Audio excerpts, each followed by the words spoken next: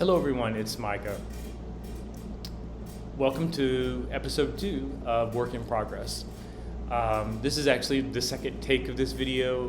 One of the things that I was trying to do was not do second takes and not do editing or anything like that, because this is really for me, but I found that I was really going on, and I would annoy myself having to listen to and watch the playback of the video that I was making, so I'm starting over.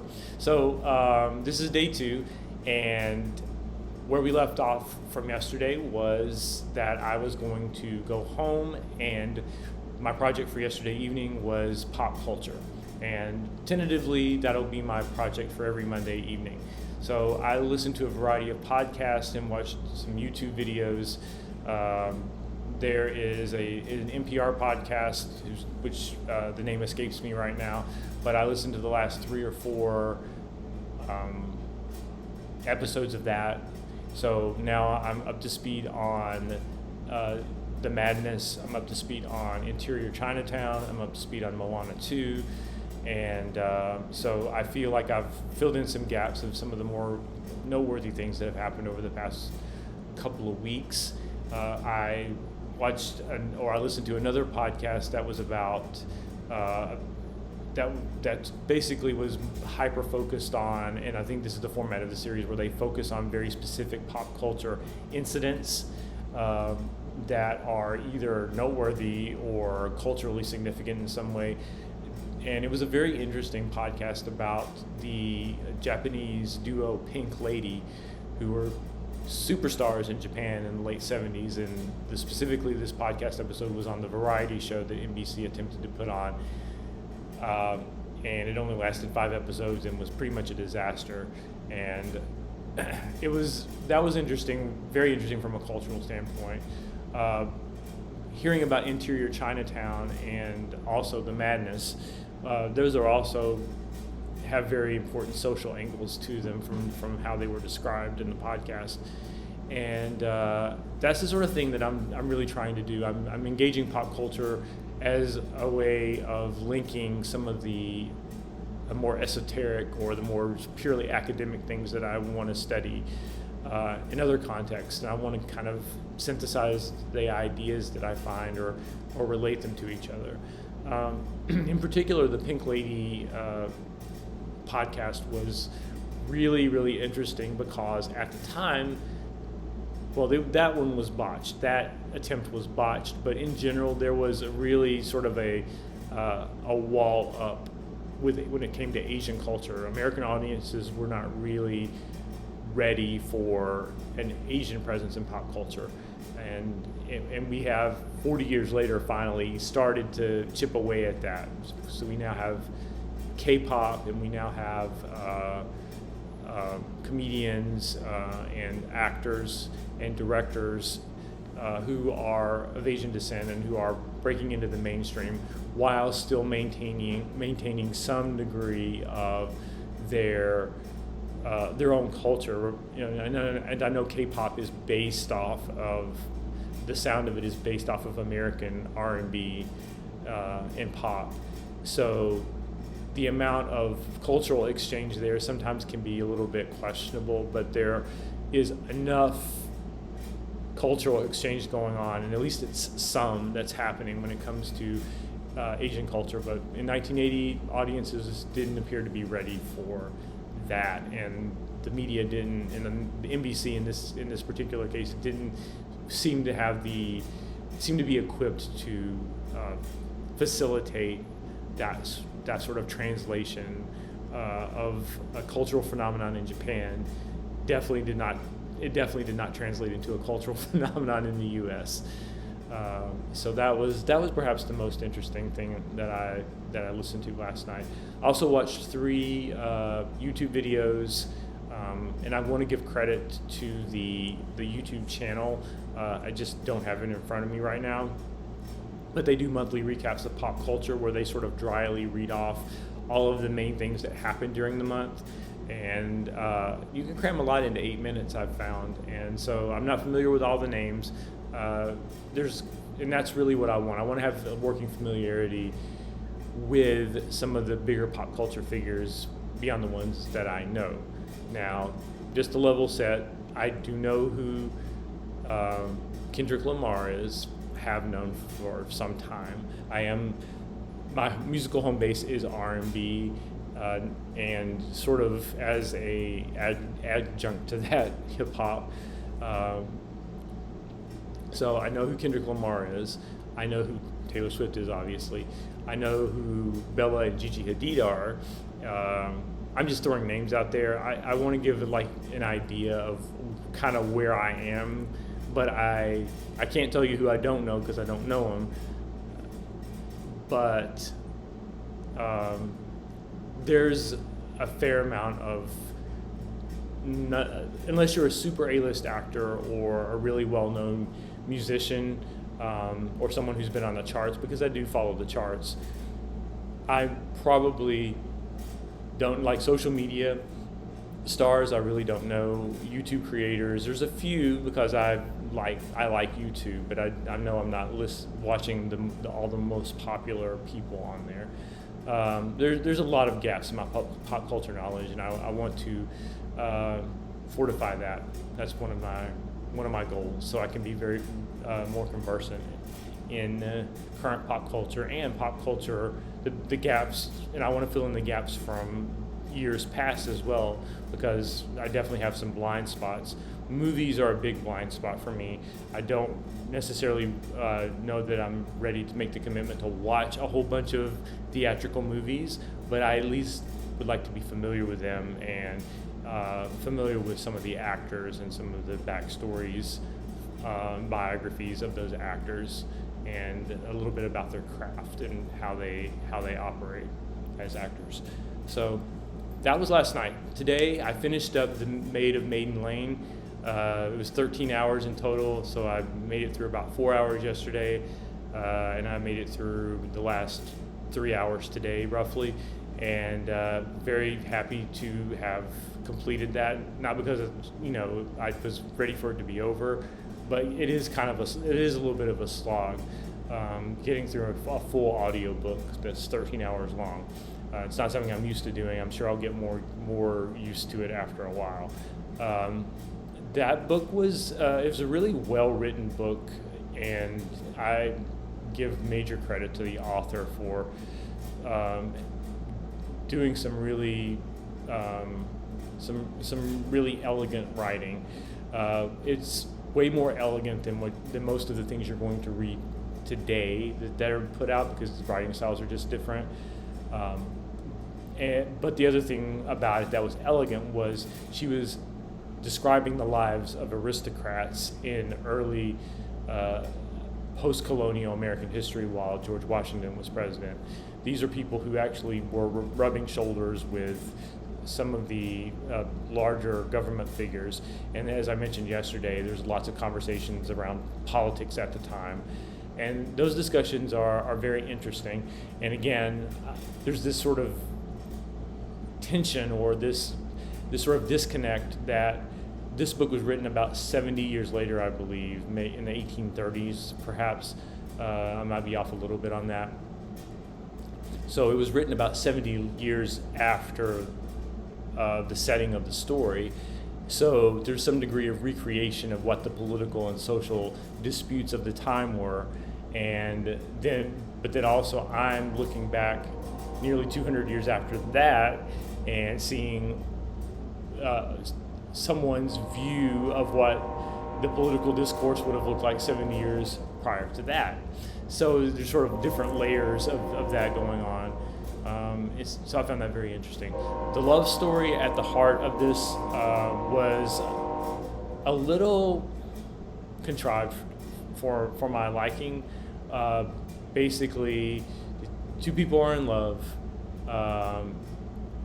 and there's the favored suitor and then there's the scorned suitor, and they just so happen to give her a proposal letter on the same day. She answers both letters and mixes the letters up, and so the suitor George, who's favored by Cornelia, who is the heroine of the story, gets the rejection letter, and he just completely goes to pieces.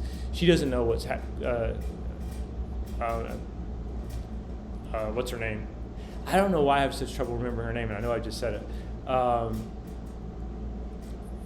But she also is forlorn. She actually almost dies from heartache because she doesn't know what the problem is and why he didn't respond to the letter that she wrote.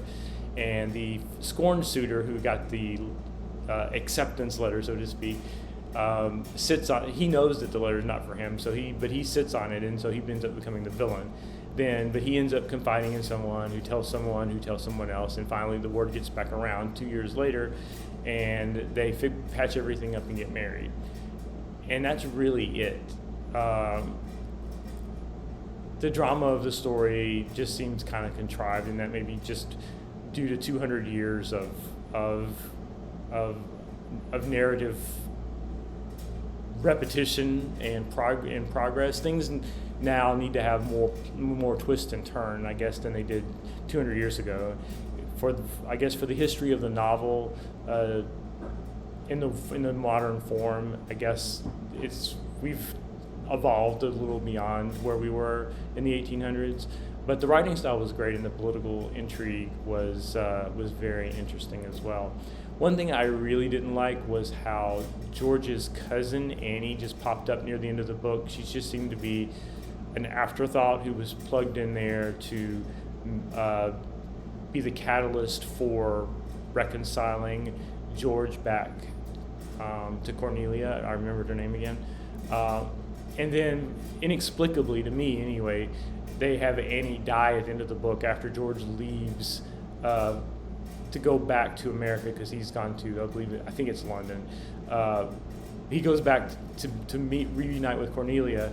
So I don't know if the implication is that she was secretly in love with him and she was making the ultimate sacrifice and she just couldn't go on without him. But I'm pretty sure that there was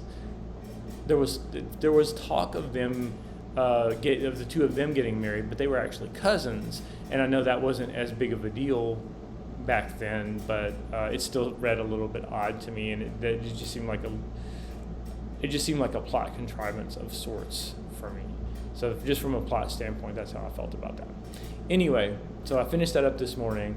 This afternoon, due to different distractions and work commitments, I didn't get started listening to music, which is my afternoon endeavor, until very, very late. So I only managed to make it through 2 albums today. But yesterday I did Billie Eilish, who is in the running to be my new favorite artist.